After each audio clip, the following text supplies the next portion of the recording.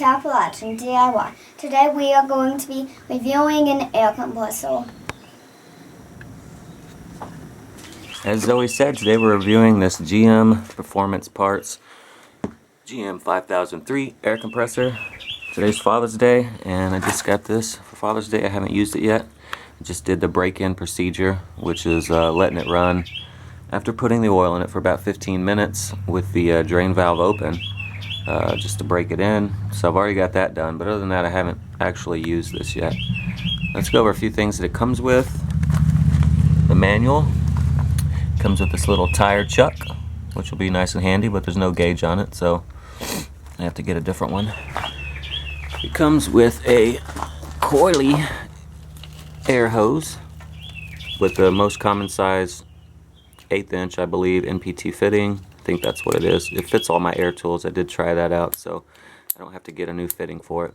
So that's good. It comes with a little breather, a little cap, and the wheels. All good stuff. And that being said, those are the only 3 parts that come unassembled. The wheels, that little cap, and the breather. So basically what I did, I added oil. It comes with a little bottle of oil.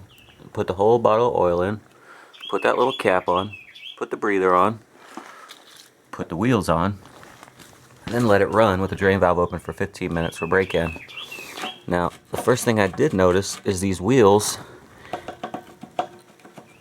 aren't very snug. I've already tightened these bolts down, but if you can see, there's a pretty good gap there, which it still rolls okay. You might want to put a couple washers in there if you actually are going to be rolling around more often. Mine is pretty much just going to sit here for the most part. Probably won't be moving it, so I probably won't put washers in there. 5.4 CFM, 125 PSI, 6 gallon, 1 horsepower. I'm kind of concerned that that it's not going to be quite enough to run the air tools that I want to run, but that's what we're going to try out today. It shows that it can run a 1/2 inch impact wrench intermittently. So let's try it out. Die grinder, intermittent. Take a look at those. 4-inch angle die grinder, not recommended. Sandblaster, not recommended. Cutoff tool, which I actually do use sometimes, not recommended. But we can still try it. It doesn't mean it's not going to work. It's just probably not going to have as much power as we want. But continuous use, 1/4 inch air ratchet, finishing nailer, air stapler, air brush, air grease gun, air caulking gun, multi-purpose spray gun, and tire inflator.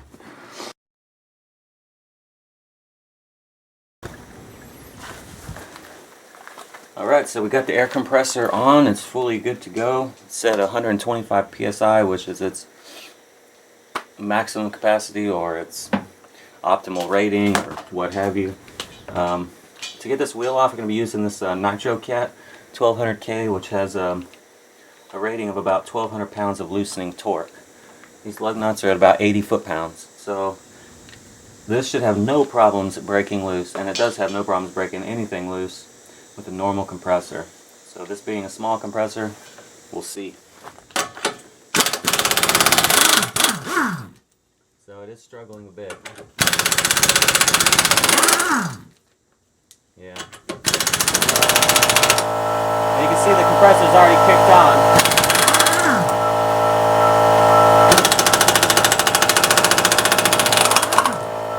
So another thing that I would like a compressor for at home use is to remove things like crank bolts. Now this Impact has no problems removing Honda crank bolts. 200 plus foot-pounds, 300 foot-pounds, torques down. This thing with a shop compressor has no problems removing them. So I don't have high hopes for this compressor to be able to remove this crank bolt, but let's try it anyway.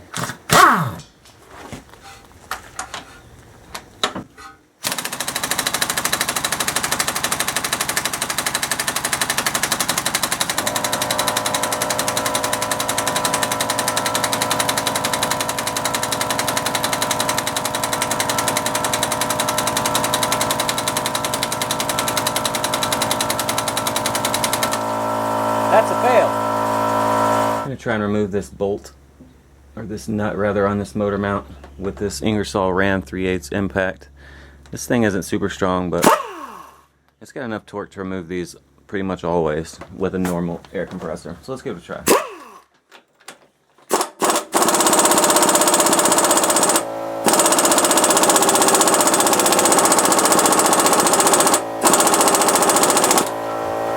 Well, that was unsuccessful. Just to be sure, let's try it with a 1/2 inch. Maybe it's just the gun.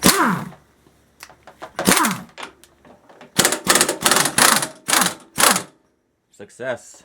Alright, well, very cool.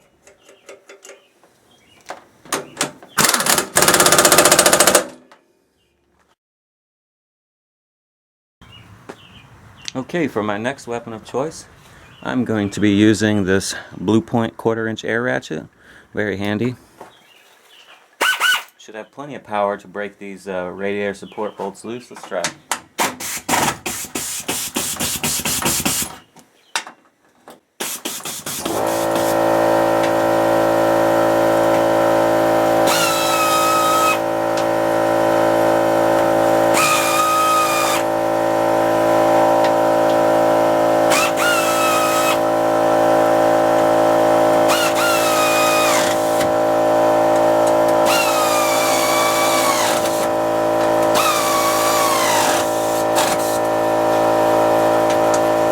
I'm going to try with this 3/8 impact again on these rusty exhaust bolts here.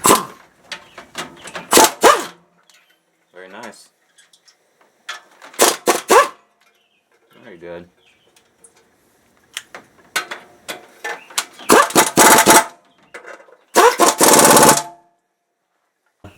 Die grinders are very handy at home, at work, wherever, for lots of different reasons. And let's just see what it does here. I'm just going to attempt to clean up this valve cover a bit.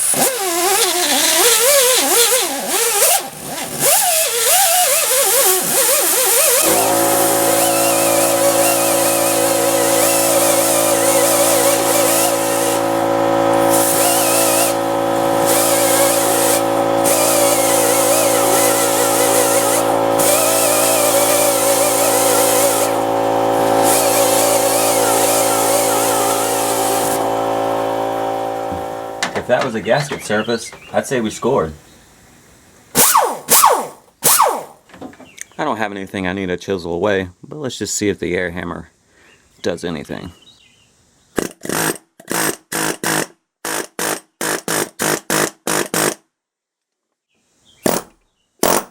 Whoa. Yeah, it works.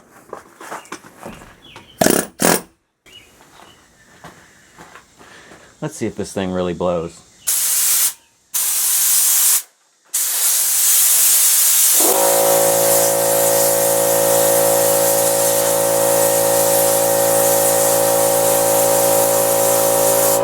It really does blow. For the final test, the most difficult test of all. Imagine you walk out one morning to go to work and you got a flat tire. Whatever will we do? Well, with our handy compressor, with a handy tire attachment,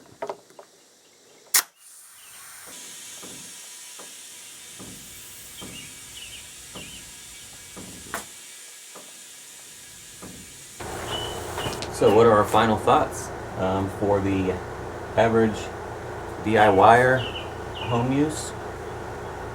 If you're running a shop out of your garage, not so much. Might even be good for a mobile solution.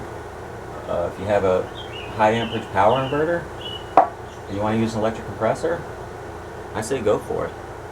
Otherwise, for average home use, I'd recommend it. Thanks for watching. I want to add one more thing.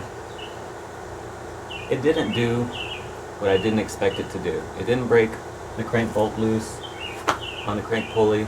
I didn't really expect it to do that. It didn't break some of the bolts loose with my smaller impact. I wasn't really confident that it would do that anyway. Even with a shop compressor, they don't always, you know, just someone could have over torqued it the last time. So just another final thought. It does what it says it's supposed to do. It's not very loud either. It may sound loud on camera, but just here out in the open, it's not very loud at all. you know, in relation to a big shop compressor. Yeah, like I said, it does what it's supposed to do, and I don't know what the price is because it was a Father's Day present, and I'm not going to look that up, but you can look it up. It's a GM5003 or AC 34550, and it does what it's supposed to do.